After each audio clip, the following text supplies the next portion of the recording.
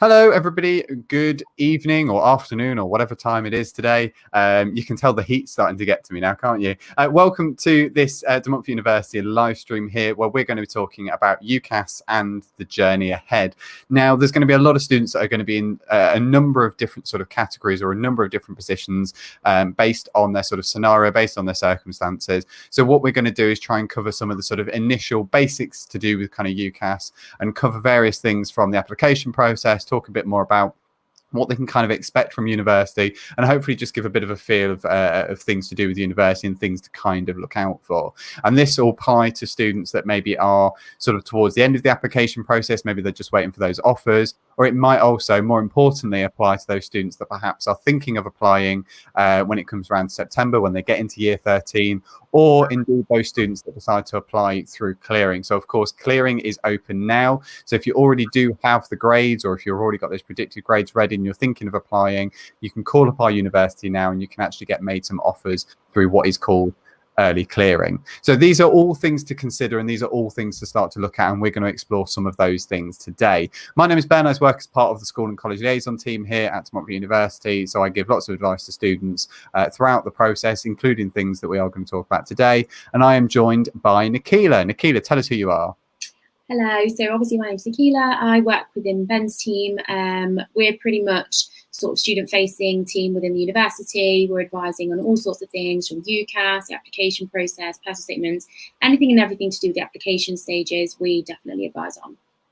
Amazing. So that's what we're going to be covering today as we kind of go through the session. And I think it's useful if anybody does have any questions, you can pop those into the chat. And what we'll do is we'll make our way through those as we go through the session.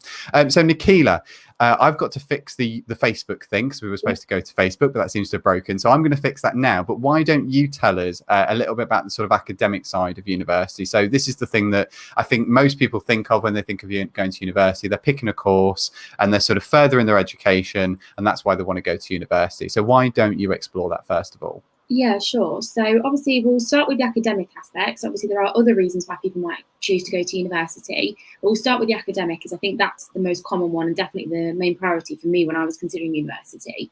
So what are the pros of going to university, and why might you be thinking about it if you're looking at furthering yourself academically? So with university, you'll have the opportunity to explore a research area of interest. Now, obviously, prior to university, your curriculum's pretty much set. So if you have set A levels to study, the curriculum will be the same within each college that you choose to go to. Pretty much you just follow a set sort of curriculum with set learning points you have to learn from. But the unique thing about university is that you get to kind of delve into a subject within greater detail, whereas perhaps in biology, for instance, you might be skimming a sort of subject, but in this kind of academic field, you can really go into this in further depth. You'll also get to access different parts of your identity. So say, for instance, you have two really big interests. You might even be able to do a dual honours degree whereby you can integrate both parts of this within your academic work. So you can really explore both areas of these fields. You'll also be taught by leading experts within your field. So within my undergraduate degree, our senior lecturer, so the main lecturer within our course, he was one of the most regarded professionals within that field. So it was really good to kind of be taught by people who are at the forefront of that kind of field, and to kind of hear firsthand. They're obviously oftentimes conducting research, and it's just quite interesting to learn from people who are real experts within that field and can kind of give you quite a unique perspective into the work that you're studying. You'll also have opportunities to conduct research to further understand your understanding of a subject. So for instance, within my dissertation, I was able to explore a field that perhaps was lacking in terms of research that was out there already. So by making my own data and conducting my own kind of tests, I was able to add to the field of work as well that I was studying. So that was quite a unique opportunity that I wouldn't have had I not gone to university.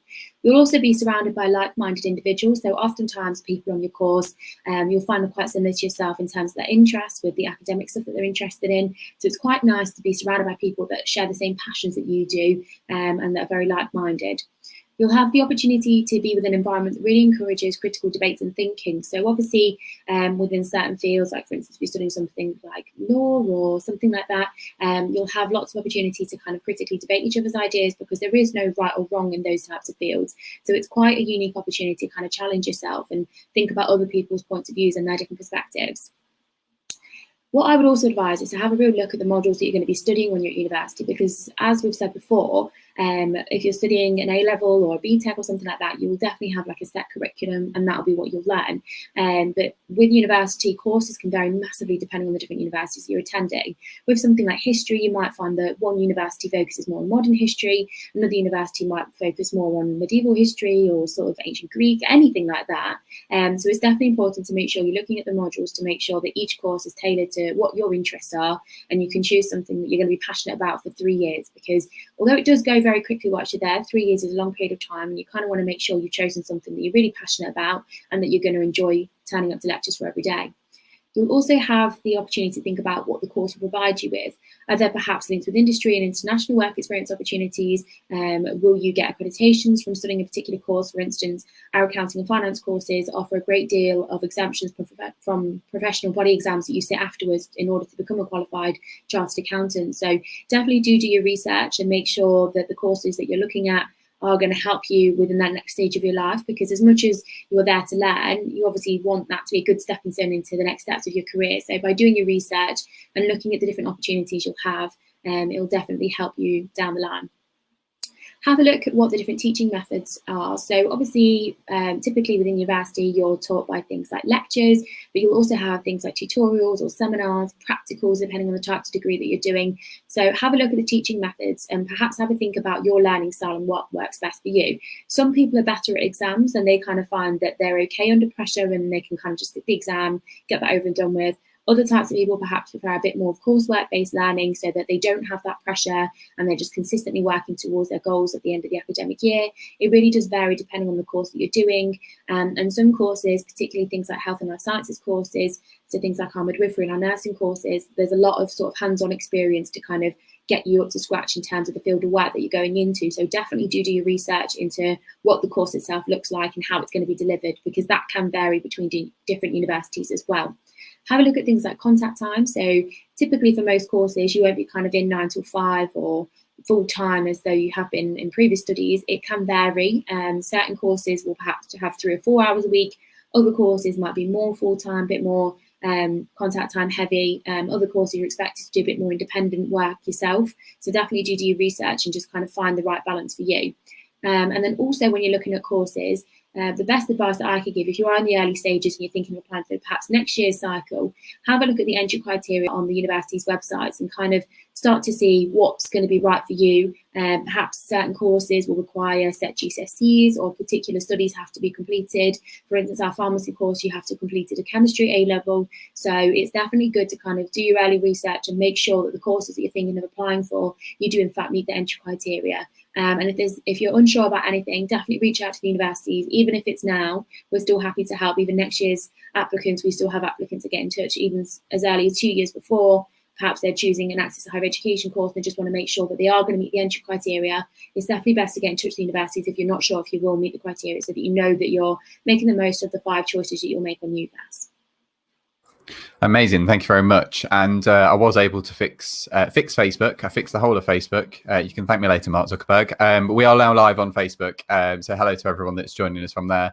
If you do have any questions, as I say, do pop them into the comments, and we'll try and do our best to kind of answer them as we go. But thank you so much, Nicola, for sort of covering the academic side of things. I think that's really, really useful, just to give people a real kind of taste of the things that I think you point out quite a lot of different things they need to research there. And I think that's really important, that you're not going into this without actually looking into the things that do make up the kind of important parts of the academic side of the university, you know. So you are looking at things like the modules. Those are really important. And as you said, they will differ massively for a lot of courses. Some courses, they'll be very similar, and you'll find there are certain courses that need to follow a sort of set path across the country. You know, there'll be a sort of national criteria they need to meet. But then there are other courses where they can sort of be a bit free with it and sort of explore different topics based on the sort of academics that they have at that university. So it's really important to kind of look at that. And as we kind of tie this more into clearing, if there's anybody that is looking to apply through clearing over the next couple of months, entry criteria will also change kind of as we kind of go through that process. So you might find that entry criteria that you looked at a couple of months ago maybe is slightly shifted ever so slightly since, as to sort of meet some of those clearing criteria that we have. So do make sure you go back into the university pages, you do check onto the clearing pages, and you just see what's kind of out there. You might see courses that have now closed, unfortunately, but you might actually see that there are other courses that are very much still open and have got the kind of grade requirements that you can sort of go, okay, that looks achievable, I can definitely apply through clearing using that criteria. So it's all about just kind of exploring your options, as Nikita's just said, doing a little bit of research and just kind of seeing what's out there. And I think that's really key. Nikita, I know you've been on the clearing lines quite a lot kind of recently, and these are the sort of queries that you've had. Do you have any advice for students that might be going through clearing and they're looking at those kind of grades and stuff? Yeah, my advice would be to give us a call. So obviously we don't necessarily have our clearing entry criteria on the website. I think pretty much on the website it says give us a call. So for some of the courses we'll be entering onto a waiting list. Some of the courses we can already make you an offer. So even if you're not quite sure if you have enough UCAS points, my advice would be there's no harm in calling, really. We're obviously happy to hear from all students. We might even be able to make you an alternative course offer. So say, for instance, you're applying for one of our courses that has unfortunately been filled for this year. There might be other options that you can look into, perhaps other courses that you might be well suited to that you meet the entry criteria for. But you don't really know those options until you have those discussions. So definitely do give us a call. Even if you're not quite sure, say perhaps you're significantly away from the UCAS points, perhaps we have a foundation course that might be suitable for you. There's always options, so definitely do get in touch with us. Amazing. Thank you very much. And then just before we move on to employability, and we're going to talk a bit about that, Reshma's had a really good question. So thank you very much for that, saying they've applied for human resources, they're waiting for their offer, and they want to link with other students that might be on the course. So I know that we've got things like sort of Facebook groups and that sort of thing that I think you can join for other students that are sort of joining this year. So if you have a quick look, if you are watching obviously on YouTube, if you head over to the Facebook page, you should be able to find some Facebook groups that might be really useful, that allow you to link with people that might be staying in the same accommodation as you, or might be on the same course as you. So I would definitely take a look at Facebook groups. Is probably the best way to kind of head forward with something like that. Nikita, I don't know about your kind of experience with sort of linking with students just before you join. Yeah, I mean, I didn't really have that, to be honest. I kind of was just like, I'm going to wait to see when I get there. I think we had a Facebook group that was made for our university accommodation, so the halls that we were living in. I think they made a Facebook group for that just before we joined. But I didn't really kind of have like a WhatsApp group or Facebook group or anything for the university itself. I kind of just decided I'll just make friends as I got there. But I think that's just my personality. I'm more of like an in-person kind of person rather than like a social media person. Yeah, definitely. So I think there are possibly, WhatsApp groups and that sort of things out there, but I think it's worth, if you jump onto our Facebook page, find the Facebook groups and see if you can sort of join from there. A quick Google search or a quick search on Facebook, you should be able to find them. Cool. So tying into something that you talked about a minute ago, Nikita, actually, is the stuff to do kind of employability. So where you can sort of see yourself, or where you can kind of find yourself, what kind of opportunities a course might provide you, the sort of links to industry and work experience. So the first thing I'll say here is that we have got a fantastic employability service. We've got a scheme called DMU Works that was recently it won an award for being the best university careers and employability service at the National Undergraduate Employability Awards 2021. So it's a really fantastic service, and the team there are absolutely brilliant at providing students with support when it comes to getting themselves a placement. If you decide to do a placement, for internships, they'll help you with sort of CVs, they'll help you with interviews, they'll help you with applications, and they will also offer you support after you graduate. So it isn't just a sense of you do your 3 years and kick you out the door and that's the end of the support. The employability team will be there for you post university to kind of continually give you that support in those kind of regards. They've got a web page where they often advertise employability opportunities. They often list placement opportunities and that sort of thing. So it's worth just having a look at that to see when you are kind of at the university and when you're doing that research, to see the sort of things they can offer. Now, we mentioned placement years. So placement years do make a big part of a lot of university study. So what a lot of students will do is they'll do their first year of study, they'll come and do their first year of study, they'll move into their second year of study, and then they'll be given the option, particularly with most of the courses here at DMU, they'll be given an option after their second year to go away and do a full year's paid work placement. And it's really, really good if you can take that opportunity, because again, it shows a lot of sort of responsibility. It allows you to use a lot of the things that you will have learned in your lectures, in your classes, allows you to take them forward and take them over to actually in the world of work and apply some of those skills. And then of course, once you finish that year of working, you'll come back and do your third and final year of study, or essentially your fourth year. So it's a really, really good scheme if you can do that. And most universities will call that something like a sandwich placement or a sandwich year, but it's worth just having a look at that when you are researching universities, if you're at that stage. Or as I say, if you are looking to apply or start in September, make sure that you do have a chat with the employability team at some stage so that you can get as much advice from them and you're able to kind of get yourself in a really good position to get yourself into a placement, or indeed a graduate position if you decide to wait until after you graduate. There's going to be support there for you at any point.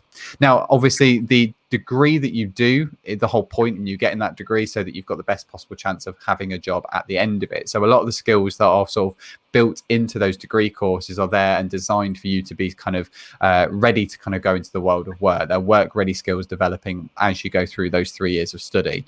I think, Nikila, you mentioned things like the students on the nursing courses and the midwifery courses, and indeed actually on courses like pharmacy, where you'll find that there are sort of short bursts of placements that you'll have to do throughout the 3 years anyway as part of that, so that you're always using those skills that you're learning in the sort of safe lab environment, and again taking those into a sort of real world of work. So it's always going to give you those opportunities to kind of progress, upskill yourself, and kind of get you in the best possible place. And again, there are other opportunities for you to always kind of do work in and around the university. So we've often had students that will do work as part of the university through us, through the ambassador scheme. So we have students that will represent the university as part of some of the events that we run, whether that be something like an open day. Over the last few months, obviously it's been through things like live streams. So it might be that you actually decide you want to work on sort of communication skills. So the the ambassador program, has the ability for you to come along and actually support the university in that sense. And again, it's flexible around your lectures, it's flexible around the work that you do, and of course it is paid. So it's always going to be opportunities for you, again, to kind of upskill yourself and get those kind of skills ready for you to kind of work your way through the university, take those transferable skills and get yourself into a fantastic job. Is there anything that you wanted to touch on with employability before we move on? I think the main thing I'd really touch on is to kind of get involved in anything that you can. Oftentimes people perhaps wait until their final year and think, oh gosh, I really should get an internship, or perhaps I should be a student ambassador, at which point obviously it is quite late in the game to kind of, if you're applying for graduate jobs, you might start applying for them in September. So obviously don't leave it to the last minute. Do kind of throw yourself into opportunities even in your first year, and just make the most of the long summers and things like that to take part in internships, because obviously it is quite a unique time to have 3 or 4 months off every summer and make the most of that time. Obviously do travel and do all those good things as well, and I definitely did whilst I was at university, but I still made sure to get work experience in, just so that I was sort of supplementing the academic learning that I was doing with some work experience, so that would sort of boost my chances of employment when I did graduate. Amazing. Yeah, I think that's really important. So yeah, employability, again, it's very much embedded within the sort of university sort of ethos, so make sure that you take advantage of it. And Nikila, you're quite right in saying, you know, just take as many opportunities as you can, because they're really important, and they will get you into some really good places if you can find those opportunities. My goodness, it is getting toasty in here. I've had to I really hope you can't hear the fan. So I mean, the weather's lovely, but yes, when you're sat next to a hot computer, it can be a bit warm. So what we're going to do just quickly is talk a little bit about the sort of social aspects of university, and I think we can both kind of tackle parts of this. So I think from my perspective, there's lots that you can do from a kind of social aspect, and that is one of the things that I will always say to a lot of students is, you don't look back at your time when you're kind of sat in lectures necessarily, but you will look back at those kind of sort of the sort of social things that you get involved in, and there's other opportunities that you get involved in. So one of the things that you can do as part of university is join things like sports teams. You can join societies, and these will very much make up the sort of extracurricular stuff that you do. Now, there are societies that are sort of dedicated to certain courses. You know, there's like a law society, there's a psychology society. I think, Nikila, you're part of optometry society. Yes, I'll talk about it. It sounds an awful lot of fun, Nikila, don't worry. So there are societies that are kind of built around people with similar interests. And again, it's a fantastic way of, particularly in your first year, if you're arriving to a new city, joining a sports team, joining a society, joining a group like that. It's a great way of kind of meeting new people, making lots of friends. And again, to tie more into the employability side of things, it's a really good way of just kind of developing some additional skills. Now, these don't have to be linked to your course. If you decide you just want to do something completely different to kind of burn off steam, you can do that as well. You've got the really recreational ones when you look at things like, beer pong, cocktail society, or you look at things like the DJ society, and they will teach you how to actually, DJ, as if I know anything about DJing. Or the society that I joined was the Media Society. So for 2 years, I was looking after the university magazine, and we were able to kind of meet lots of people, teach them how to kind of write articles and design articles and take photos and all that kind of stuff. And it's really important that you look out for kind of opportunities like this, because again, they're really good extracurricular stuff that you can do on the side. And it does mean that you've got something else that you can kind of take with you when you go into those sort of applications or go into those interviews. You can say, well, actually, at university, I did do the degree in this, but actually, I've got these transferable skills from this other thing that I did. So it's really important you look out for kind of stuff like that you can get involved in. Of course, there is a big kind of social aspect. Again, like I say, it's a really great way of making lots of friends. They will typically run sort of icebreaker sessions for you to meet lots of other people. And very often, the kind of people that you meet as part of these sports teams and part of these societies will very often be the kind of friends that you make kind of for life, that you take away with you into when you sort of after you graduate. So definitely have a look out for some of the sports teams and societies you can join, because there's lots and lots of things that you can join as part of that. And Nikita, anything from your perspective with regards to social before I keep talking? I think the social thing is one of the things I wanted to touch on. Is there's sort of like a misconception that you attend to university and it's all about nights out and it's all that type of scene. It's definitely not. If that's not who you are, there's definitely still other things that you can get involved in. Obviously, there's trips that you can get involved in. As Ben mentioned, there's loads of different societies. There's so many things that you can get involved in. So if perhaps you're sort of thinking, I'm not massively extroverted, I'm not really one for that type of vibe of going out all the time, don't worry at all.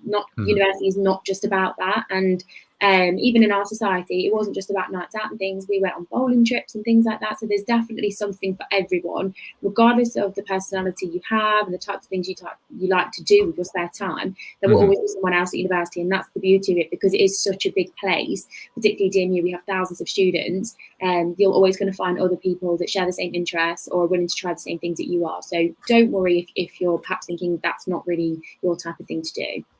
Yeah, absolutely. I think that's really important to reinforce there. These groups that you join, they will be there, and there are groups for literally everyone. And if there isn't a group there for you, if you've got yourself and a couple of mates that want to make a group for that particular interest, you can do that. You can make a group about anything you like within reason. So it's definitely worth just keeping an eye out for that. There are opportunities for every kind of student, for every kind of interest, which I think is kind of the beauty of university in that sense, in as much as you are going to be around lots of new people and people from literally all over the world with, again, all kinds of different interests and ideas. So it's always good to kind of throw yourself in there and just see what kind of opportunities are available from that perspective. You mentioned about sort of going on trips. So I'm going to just really quickly mention the opportunities through something like DMU Global, which is our scheme. It's the thing that we call the opportunity for students to go traveling. Now, of course, the last few months, I say last few months, it's been longer than just a few months. But obviously the last few months, we've not had the opportunity to go traveling, but we have a really big global presence with a lot of our students. So when things do go back to normal, fingers crossed, hopefully we can start actually giving students the opportunities to go on through these schemes through DMU Global, go on these kind of trips to go and explore other countries, to go and try internships, to go and see other parts of the world. And actually, a lot of these trips that are organised, they are very much tie into either, if it's a course trip, it will tie into the course, it will tie into the study, so you'll be exploring something that's relevant to that. Or it might be that actually you're going as part of a society, for example. So there's lots of little things that you can do as part of that, and there's lots of things that you can get involved in. Now, just a last little thing I'll mention on sort of the social side of things, of course, is just generally the first week is the thing that kind of worries a lot of students the most. What happens in that first week? And realistically, the university will give you a lot of support in that first week. So if you're moving into accommodation, for example, there'll be people to meet you at the door, show you to your flat, help you with your bags, help you kind of move in. There'll be opportunities for you to kind of meet other people that are living in that block. So very often the accommodation buildings will kind of run social events, and then the university and the Students' Union will put on freshers events, and they will be both daytime and there'll be some in the evening. So as Nikila said, there are things available for everyone. The freshers events, again, will be things like you'll be going around and be able to have a look at all the different sports teams and societies. It might be that they run like cinema trips. We've got a big TV on the side of one of our buildings, and I'm pretty sure they have played movies on the side of that building before. So things like that are just things that you can sort of get involved in your first couple of weeks and just feel part of the university community. So don't ever feel like you're going to be kind of dropped off on day one and then they'll be kind of sort of left to your own devices. If you just imagine there's going to be lots and lots of students that are going to join the university in the kind of same boat as you should be absolutely fine, because again, you'll meet lots of friends, you'll join lots of groups, and hopefully you will have the best time at university. And that's what we hope that students do provide. So let's move back towards the sort of UCAS side of things, because we've talked quite a lot about university in general. Again, please do keep your questions coming. I know, Nikila, you've been answering some of the questions in the chat if we've not been getting to them. But again, I'm just going to highlight the contact details before we move on, actually, because if we aren't able to answer the question here, particularly if it involves a particular application, or if it involves your sort of application more specifically, it might be that we need you to just drop us a line, get in touch with us more directly so we're able to answer your query. So the telephone number, the WhatsApp and the email address is there on screen. You will also find it in the chat. I will repost it in just a second. And that is going to be the best chance for you to kind of get in touch with us again, speak to one of our advisors. And if you are having any doubts or any questions, or you're not sure about anything to do with the application process, they will be the best people to speak to. Okay, let's get that off the screen, and we're going to move over to research. So Nikila, you touched on this a little bit before. I'm wondering whether you could tell us a little bit more about what kind of research goes into looking at different universities. Yeah, so obviously if you are thinking of applying next year, you might be at the early stages of your research, or perhaps you might be a bit overwhelmed and thinking, gosh, I really don't know where to begin. Because obviously it is quite an important choice. So it really is important that you do as much research as possible to make sure that you do make the right decisions for yourself. And the thing that I want to stress is that one person's preferences, the things that makes a university right for them, will be completely different for another person. So for instance, my priorities and the things that are non-negotiables for me, Ben might not even mind about, or would have minded about when he was considering his university choices. So it really isn't a one size fits all. There's no template. It is very much, you should do your own research and kind of have a think about what your non-negotiables are, the things that are important to you, and that's really the best way to go ahead with the university decisions. But in terms of how to get started, start first of all, think about what your personal interests are. What are the things that make you motivated? What's that one class that when you know you've got it on your timetable, you're really excited for the day because it really is something that you're passionate about and something you really enjoy? Think about something that you're going to be interested in studying for 3 to 4 years, something that you perhaps even consider a future in terms of your career. But if you don't know what you want to do, that's completely not a problem. You're not expected to necessarily know what you want to do in terms of a career. The great thing about having a university degree is that because you are building those all-important transferable skills that we talk about, you can pretty much go into most careers afterwards, unless the career you want to go into does require quite a niche degree. So definitely do bear that in mind if you're not quite sure what you want to go for. In terms of your university, have a think about what your requirements are. So do you want something that's campus-based? Do you want something that's a bit more spread out? Do you want something that's a bit more local to home? Would you rather to go a little bit further out from home? Obviously, your criteria will vary massively, and start to have a think about where you'd like to go to university. Perhaps have you visited a city before that you really like the feel of, and perhaps could you see yourself living there for a short period of time? Because obviously 3 years does go quite quickly, but you do want to make sure that you're happy in the city that you're going to. Start to have a think about the different courses that a university might offer. I suppose there's 2 kind of ways to do research. Either go by course first and have a look at which universities offer that course and then narrow down your choices. Start to have a look at things like open days, things like that, so that you can start to have a feel of the university. We have now started conducting in-person open days, and we really loved having students back on campus. We're so blessed to have such a beautiful campus. It was really nice to have students back interacting with staff and students, having a look at the facilities firsthand. So definitely do start to book in for those open days. They'll start to ramp up as we get closer to the UCAS deadline for next year. Also, perhaps if you're thinking of this particular university that you're interested in, perhaps have a look at the courses that that university offers. Our website, for instance, lists all the undergraduate courses that we offer. They're all arranged alphabetically, so you can have a good look through all of them and start to see perhaps which ones might stand out to you. it might be difficult perhaps to narrow down between the different universities and courses that are available. It is quite a big decision, obviously, but if you're not quite sure, my advice would definitely be to attend an open day.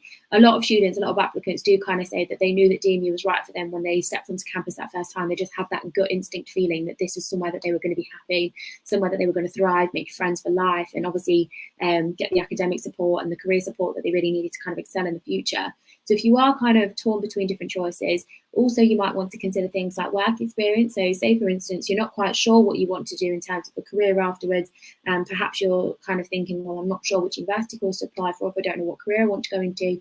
Start to look at things like work experience, volunteering within the different fields that might be of interest to you. So that way you can start to narrow down your choices, and that way you can make sure you're making the right university decisions. Amazing. Thank you very much. I think we've talked quite a lot about research during this session. I think, like I say, it is really important. If you are at that stage where you're not quite sure what it is you want to do, looking at some of the things we've talked about today from the academic side of things, entry criteria, looking at the employability side of things, also looking at the social side of things, looking at the kind of sports teams and society you can join, they should make up a big part of that research, and that should play a part into why you've chosen to go to that particular university. So definitely bear all of those different things in mind before you start to make those final decisions. And again, if you are going through clearing, that will be really, really important that you do the research beforehand, because it's obviously a good start for you to be able to kind of go, okay, yeah, this university looks good for me. I'll give them a ring and see if they can make me an offer over the phone as we move closer and closer to clearing. Just quickly, we have been sort of replying to some of the questions we've had in the chat. Quite a lot of you have been sort of submitting questions about, again, kind of specific things about your applications. Obviously, there's not a lot that we can do right here sat in a YouTube video, so apologies if people are sort of worried about their CAS letters, etc. But we have popped the telephone number and the email address into the chat. Drop them a line, go directly through to the university inquiries team and admissions teams. They will be the best people to help you, because as I say, we are not best placed to do that, unfortunately, so apologies for that. But yeah, do go through those teams, make sure you drop them a line, and if you have got any questions about those, they will be the best people to speak to. Let's go through onto UCAS then. So following along from the research side of things, let's talk a little bit more about UCAS. Now, this, again, UCAS is going to be very, very important to students, regardless of what kind of status you're at the minute, whether you have already applied, whether you are thinking of going through clearing, or if you are actually thinking of applying in September. If you're thinking of applying when you get into year 13, UCAS is going to be so, so important to all of you if you are thinking of applying, if you are a UK student. So UCAS is the University and College Admission Service. It hosts all of the courses across the country. There are over 50,000 courses at over 250 institutions. So there are a lot of different kinds of courses for you to have a look at and obviously make a decision about. Now, if you are getting into year 13, if you're going to be starting with us in a few months, or applying in a few months, sorry, it's going to be at the point where you actually do get to log in onto UCAS and start actually filling out those application details before sending it off at the end of the year. I think I have got a graphic. Let me have a quick look to see if this is the right and the most up-to-date graphic. Not quite. We're a year out on this one, so we need to update this graphic apparently. But just to give you a really good idea about what the sort of dates are really important, if you ignore the year on this graphic, this will give you a really good idea about how the UCAS timeline kind of works. So obviously, starting from September, that is when you will make your application. So if you are going into year 13, when you get into September, that is when you can make your application. So using this time pre-September is when you get to do all of the research, is when you get to go to open days. Now that things are starting to open up, you can at least start to do things like that. You can go and visit the university, you can plan your application, and you can start to make sure that you lock in where you want to go and what course it is you want to do. Of course, then when you get into September, the UCAS cycle then opens. If you are applying for any of the more competitive courses, Oxford, Cambridge, medicine, vet science, if you're applying to any of those sorts of things, then you will find that your deadline is that little bit earlier. It is October 15th. So if you are thinking of going to any of those institutions or for any of those courses, do make sure to get your application in early. So make sure you are aware of that. Now, the internal deadline set for UCAS normally applies to a school or college. So if you're at school or college in the UK, that will mean that your college or your school, your sixth form, will actually ask for your application pre that January deadline in the next step. And the reason for that is because your teachers, your tutors are the ones that are going to be sending out your application on your behalf, attaching a teacher's reference. So that will back up your application, reinforce that application and make it stronger. But that is why they need it a little bit ahead of the deadline. The normal UCAS deadline is actually January 15th. So you'll find that actually you get your applications in around January 15th. And that's when universities will start to receive them and will be able to start making some decisions based on the applications they receive. Then it gets to March, and hopefully by March you should hear back from all of your universities. So that's when you should be able to actually get all that information back, and you'll be able to start seeing which universities are able to make you an offer based on your predicted grades. Of course, then we head over to May, and that is when you need to make your final decision. So if you apply for the normal January deadline, May is when you'll make a final decision on your application, whether you choose down from your 5 choices down to a firm and an insurance choice. Your firm choice is, of course, the one that you really want to go to, and that's the one that you actually, obviously, if you get the grades, that is the one that will be locked in, and that's the one you'll start in September. If you don't get the grades for that firm choice, you will be automatically bopped down into your insurance choice. If your insurance choice, obviously, if you don't get your insurance choice, then unfortunately, then you are moved into clearing. And clearing normally operates around this time all the way into August, up to results day. And that, again, is an opportunity for you to ring up universities if they've got any spaces left to see if they can make you an offer separate from your original 5 choices. Of course, all being well, if you're able to get your offer sorted, you will start university in September. So that is a rough idea of the timeline that we sort of follow. So it's good to have a quick look at that. Particularly, again, if you are actually going to be jumping into year 13, if you're going into your second year of college this coming September, essentially. So, Nikita, anything you want to sort of jump on regarding the sort of UCAS timeline or anything to do with UCAS at this stage? Yeah, I mean, obviously, it does kind of seem like quite a way away. And I remember being in the same position, although it was a couple of years ago now. It kind of seems as though that deadline for the internal college deadline is so far away, but it comes around so quickly because obviously if you think about it, within that short period of time, you've got your exams to think about, you might have assessments to do, you've got to think about writing your personal statement, which can take quite a lot of time. So my advice would be there's no earlier, that you can't start too early really. So in terms of research, in terms of getting your first draft of your personal statement together, there's no such thing as starting too early because that final year of college does fly by so quickly. So if you are kind of in that position where you're going into year 13 next year, you're thinking, okay, I've got plenty of time to worry about this. In essence, you do, but also at the same time, get started as soon as possible because it will fly by and you kind of don't want your UCAS application and your university applications to distract from your academic studies as well. You don't kind of drop one ball by kind of putting too much attention on the other. So the best thing you can really do for yourself now is to get started with your personal statement. There's no such thing as starting too early, really. Yeah, absolutely. And I think the personal statement is the bit that, generally speaking, takes the longest to do. So when you are writing that application and you're going through that application process, that personal statement is the bit that generally takes the longest. It's very similar to when you're writing, applying for a job, and there's normally a box on those job applications that says something like, why are you suitable? And that is very, very similar to what a personal statement is in terms of you talking about your skills, your work experience, and what you've learned, and why you think you would make a good candidate for that particular course. So I would definitely look into, there are some resources on the UCAS website that you can use in terms of how to write those personal statements, but being able to nail that personal statement is really, really crucial to get yourself onto those courses, particularly in those circumstances where those courses, like things like psychology, for example, actually require things like work experience and voluntary work pre you starting the application, pre you actually starting the course, and being able to kind of demonstrate some of that in the personal statement is really, really key, because that will make a really important and make a really good sort of impression on the admissions teams when they're going through those applications. They're able to look at those personal statements and go, yes, this person not only has the predicted grades, but actually meets so many of the different criteria for this course.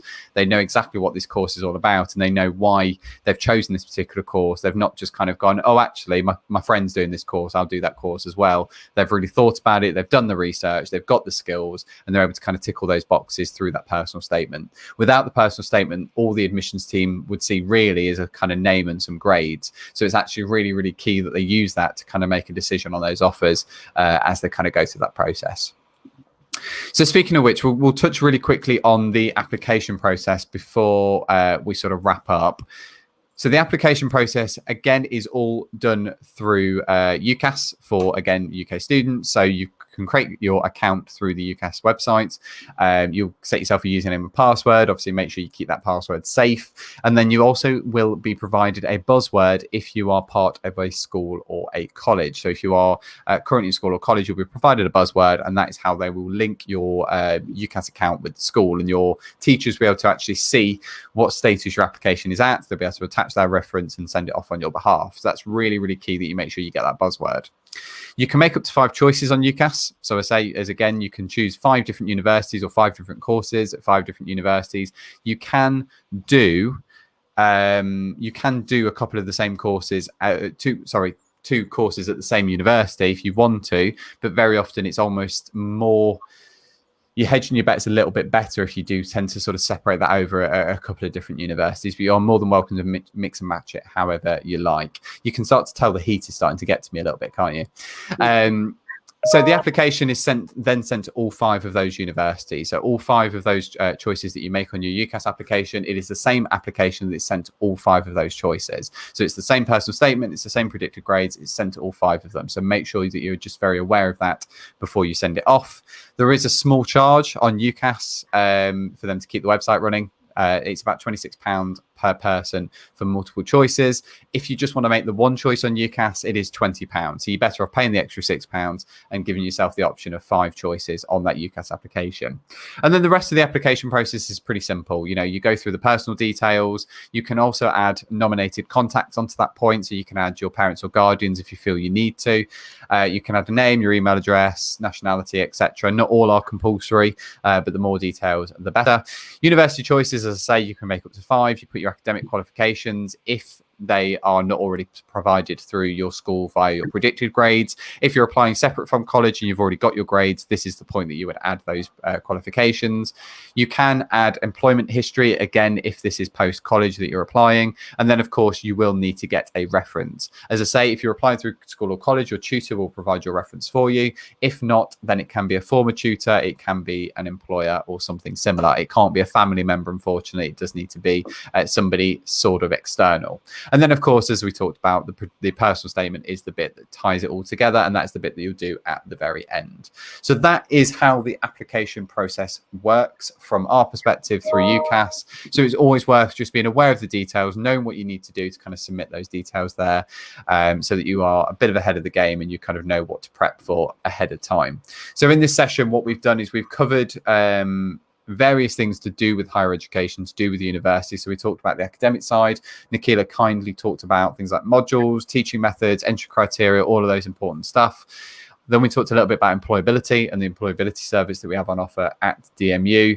We talked a bit about the social side of things. So those are sort of things that you can look out for, and those will make up part of the research. So we did do a little bit of a wrap up in terms of the research that you can do for university. So those are all things that you need to make sure you consider before you make those applications. And again, whether that's you going through the normal UCAS cycle or if you are coming to us through clearing. Nikila, is there anything that you wanted to kind of touch on from that perspective? Oh gosh, Not to draw you in it. Yeah, I know. I mean, really, one thing I would say, looking back at my university experience, there obviously so many things that I got involved in, and for me, I think I kind of went into the university application process thinking that I knew what I wanted to do. So I originally did a degree in optics, and I thought that was the field that I wanted to go down. As you can see, I'm obviously not working in that field anymore. The great thing about having a university degree is that when I changed my mind and decided that it wasn't the career for me anymore, after having worked in the field after graduating, I was able to apply for different types of jobs. So if you're kind of sitting here thinking, do I apply for university? Do I not? Perhaps you're moving into year 13 next year and your college are kind of speaking to you about it and saying, well, what do you want to do next?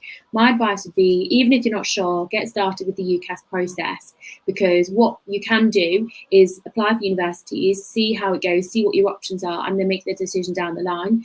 So even if you hold off, if you decide down the line, actually, no, I want to take a year out, or perhaps the university isn't quite right for me, by getting ahead of the game and making sure you submit the applications anyway, at least you know what your options are, and that way you can decide down the line. And if you're not quite sure what you want to do, don't worry, because you don't need to know necessarily. As long as you're applying for things that you're going to enjoy, things that you're passionate about, you can't really go wrong. No, I think that's really key. I was in a very similar situation. I mean, I did a computer science degree.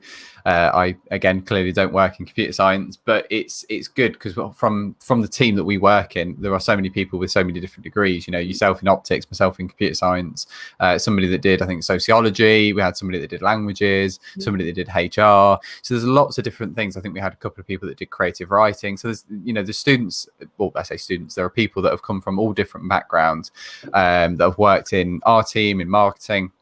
And it's really interesting to see how, again, those kind of skills that you develop at university are very transferable. And that will come from a variety of different things, from just doing the degree itself to all those kind of extracurricular stuff that we talked about. As I say, I did the sort of media group, and I looked after University Magazine. And that was my kind of way into going into working in essentially marketing, which is where Nikila and I sit now. So it's very interesting, and it's very important that you just kind of bear that in mind. If you are in that position where you're not quite sure what it is you want to do specifically, you can still explore your options and actually get to see and get the benefit of university by doing something that you enjoy and you know that you're going to get the most out of. So I think that's really key. I guess we can sort of wrap up in a few minutes then, but I did have one other thing that we could potentially sort of touch on really quickly. And that was just about kind of general advice around things like budgeting and finance. And that sounds like a really broad topic to fit into about 5 minutes. But Nikila, you've talked quite a lot about this on live stream, so I'm going to drop you in it ever so slightly. So with regards to sort of advice for students that are going to be starting university, what would you kind of say, and what kind of advice would you give regarding kind of finance and budgeting? Yeah, so in terms of financing, obviously we won't go into this in too much depth because we do cover this in a lot more depth in other live streams that we do. So I'm sure there'll be more to go into. So if you are a UK applicant, obviously you can apply for funding with Student Finance England to cover the cost of your tuition fees in full, and then you can also apply for maintenance loan, which will cover the cost of your living. And obviously that is definitely something that I would recommend because the repayments and everything are really reasonable. The interest rates are great, so definitely do look into that. In terms of budgeting, my top tips would be that in university, obviously, as we've mentioned, you do have really, really long summers compared to perhaps if you're in college. So do definitely make the most of those 3 or 4 month summers and work full time pretty much in that time. That's definitely what I did. For me, the university that I went to was in a really expensive city. I didn't go to university in Leicester, where it's a lot more affordable. So I had to supplement my student finance with my maintenance loan by working. So I worked pretty much full time most summers. I also worked on weekends and then perhaps 1 or 2 days during the week as well at university. But that allowed me to not only have a bit more social time because I could afford to do all the things that I wanted to do. It also allowed me to do things like travel, which I'm so grateful that I did, because obviously when you're working full time, you don't really have the annual leave to kind of book off and go traveling for a month like I used to do. So I'm really glad that I did do that. I think it's important that before you come to university, you kind of come with like a bit of a nest egg so that you are quite comfortable when you get there, because you don't really want to be living on pot noodle the entire time, although I know loads of students do it anyway. It's a bit of a cliche, but it happens. There's always that one person in halls who lives on those pot noodles. So yeah, definitely, obviously university does cost money and it is perhaps the most expensive thing you'll have bought, but I personally don't really see it as something that I bought. I kind of see it as more of an investment in myself and into my future, because by attending university, it has opened up so many different prospects for me now that to me, I don't really see it as something that I've purchased. It's more of an investment that I've made. So if finances are something that's kind of holding you back, perhaps that's something that's making you think twice about university.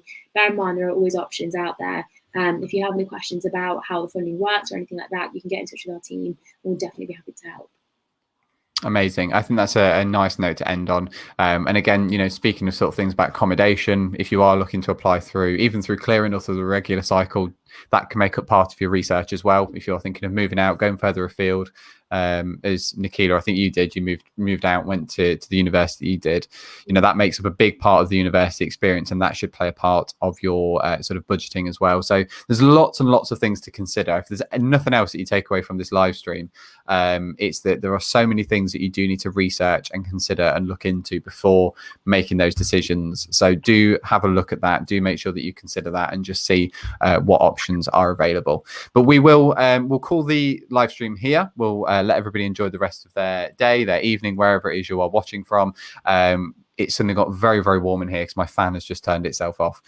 So I'm going to need to escape this room very shortly. But thank you very much, everybody, for sort of watching along, engaging with us in the comments. I know we've still got a couple of comments that we've sort of tackled there.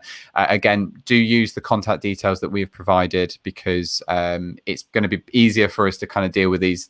Trying to access and do these over Facebook is probably not the best place that we can sort of advise you. But if you get in touch with us directly through the website or through the contact details we've provided, email, telephone, WhatsApp, let us know. The advisor teams will actually be able to kind of go into that with a bit more detail, explore your options, and just see if they can obviously answer any of your queries that you've come to us today. But thank you very much, everybody. Thank you very much for watching. Enjoy the rest of your day, and we will see you very, very soon. Take care. Bye-bye.